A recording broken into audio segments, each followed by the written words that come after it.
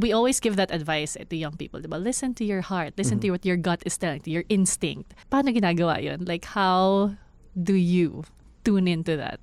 Honestly, ako prayer. At the end of the day rin kasi, your faith will also help you not only make the decision, Yeah. but live with your decision. Yeah. Diba? Yeah. Kasi your decisions may not always pan out eh. Posibleng hindi mo talaga makuha yung gusto mo eh. Yeah. Pero kung from the start, malinaw na ginawa mo to kasi tingin mo ito yung tama, tingin mo ito yung nasa puso mo, Yeah. then you're able to live with it. Yeah. 'Di ba? So in 2019, the weekend before election day, may pumasok na thought sa akin, which was, whatever comes next is yours. With a capital Y. Okay? Meaning, whatever comes next, kay God to.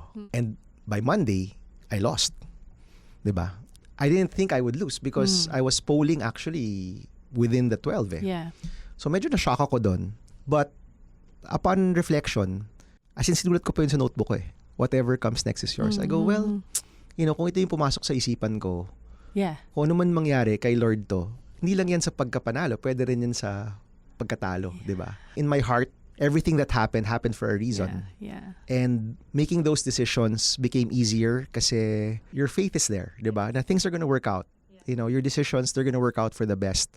So I think, taking that step back was the right decision.